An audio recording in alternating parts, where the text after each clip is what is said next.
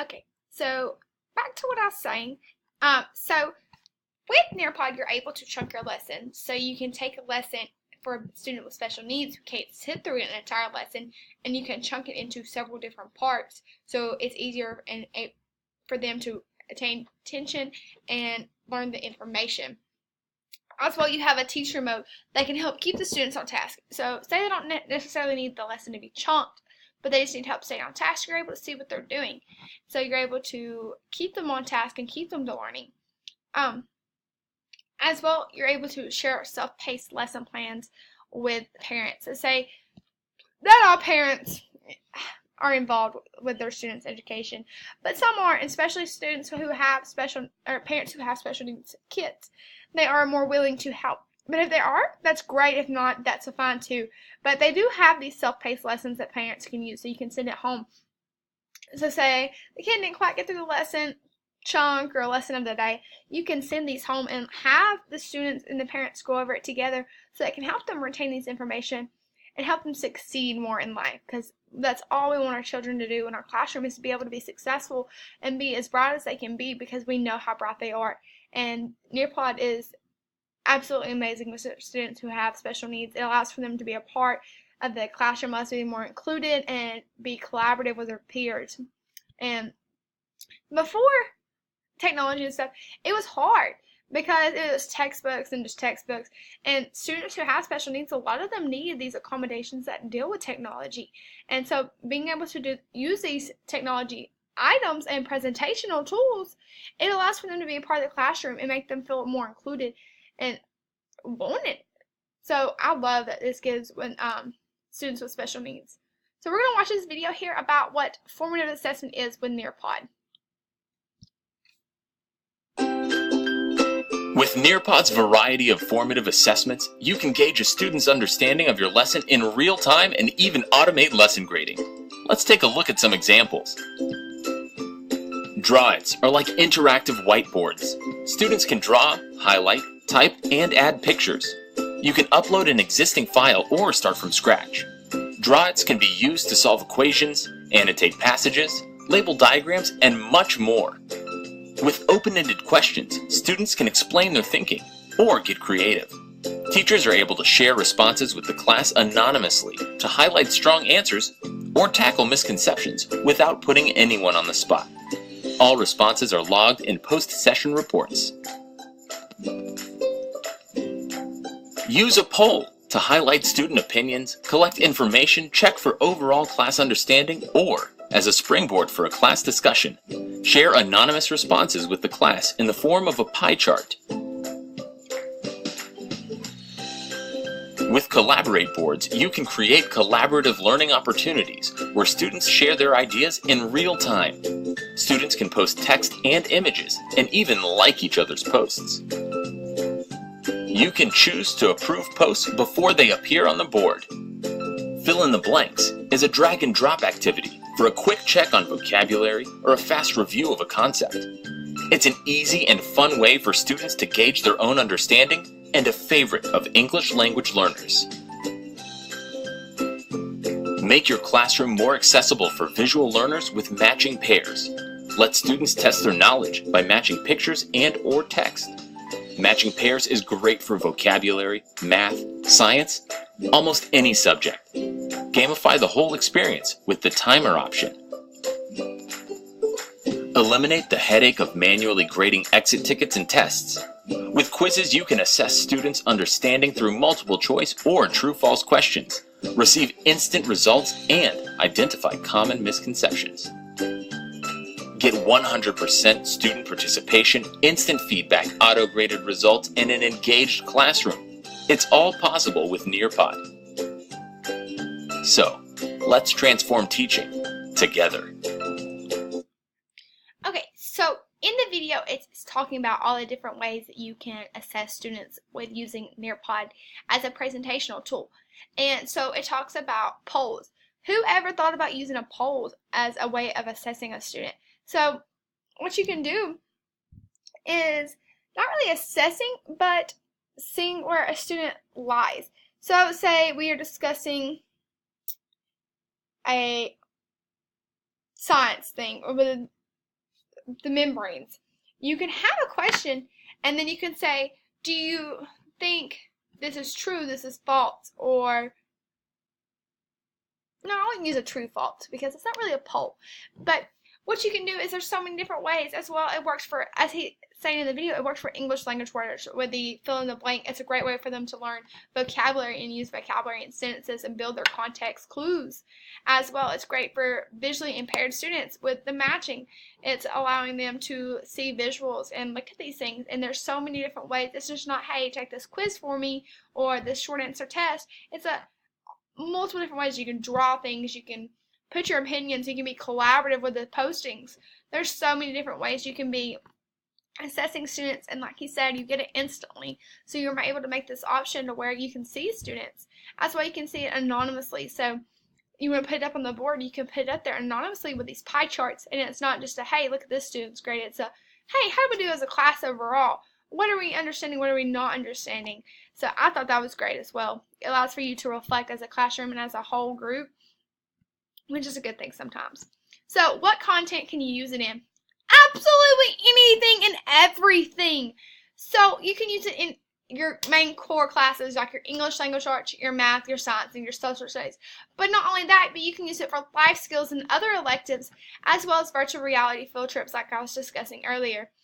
So of course, your main lessons are always going to be your English, your math, your science, and your social studies. So you can use anything and everything in those. But as well, you can do something like with CPR as a life skill, or changing a tire, writing a check, anything like those and other electives. So say you're a family and consumer science teacher, you can do one on how to sew something, how to cook something.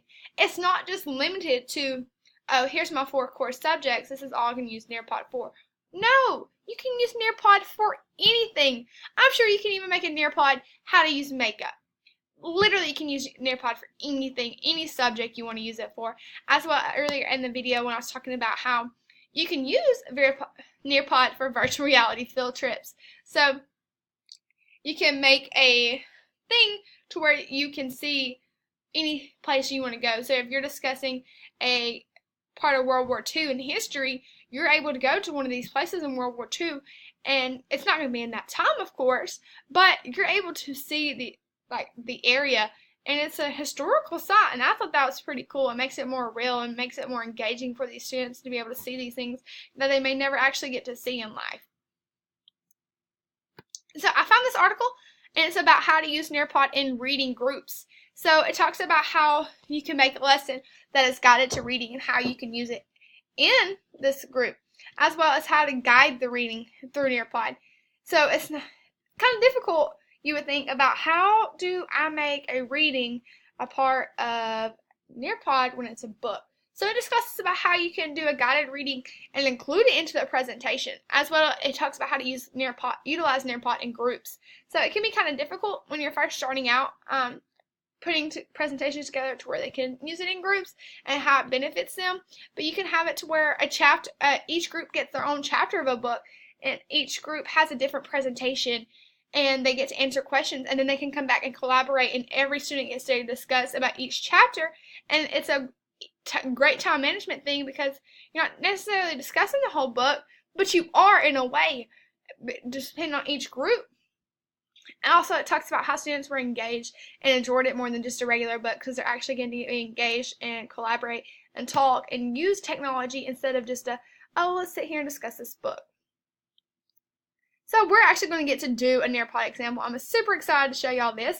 I was excited myself when learning. Let's look. So we're going to be learning about an active volcano. So it shows you the materials and preparation that you would need when doing this. Let's get started. So here are the directions. So we're going to be exploring an active volcano on Tana Island, Vanuatu. I think that's how you pronounce that. And how it's learning about the ways that our land is constantly changing. So how do you think this volcano is constantly changing land around it? That's going to be our essential question when we are looking at this. So we're getting to look at a volcano at Tana Island in Vanuatu. And look at this. It is like you were actually there, like you were like watching this volcano erupt. and how you can just see like the land, like the mountains are forming and it's starting to create craters, and it's just amazing. And you can see what's behind it. You can see the sky. There's even people here, like just the rocks and stuff that it creates, and it's just absolutely amazing to see. So you can just see how it's changing and how it's forming the lands back here. So, and then a way it's assessing in this presentation is how to draw a picture to show how I think this volcano is changing the shape of the land. So, here's the volcano. Excuse my drawing, it's not the best. But there's all kinds of land. It's not just a flat land.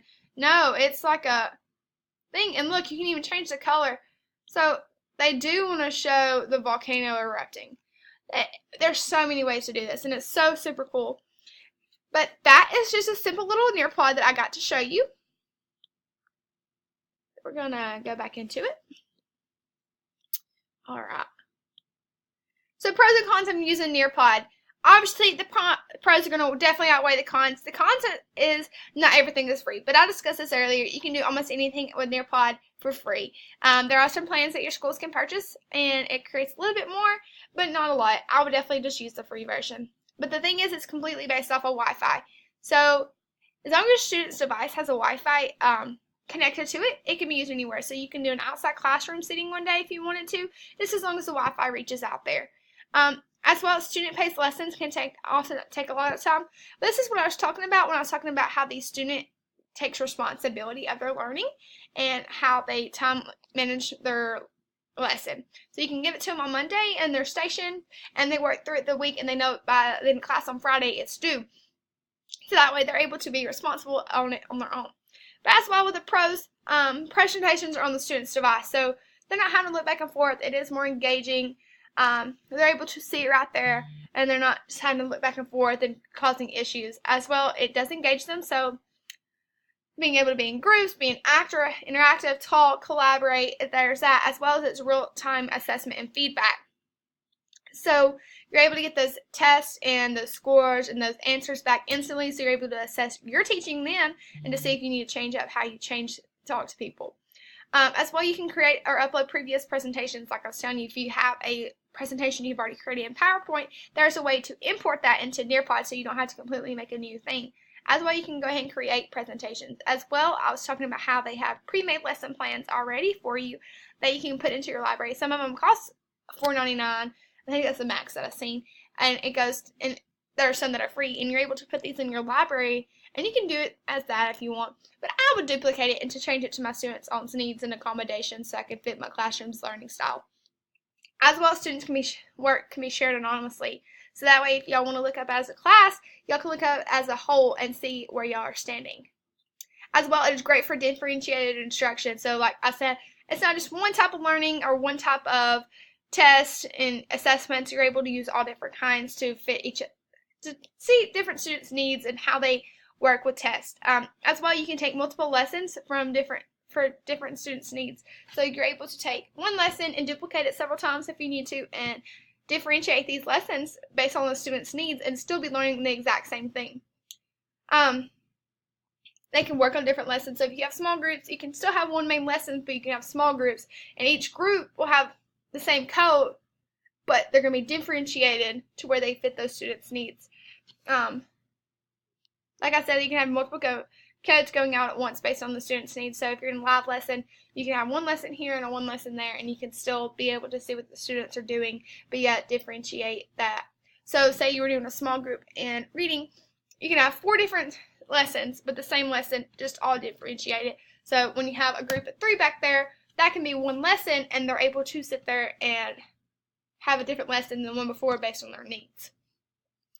But this is some resources for y'all if you wanted to go and watch a live webinar, on-demand resources, instructional videos, and English language resources on Nearpod. This is a great resource.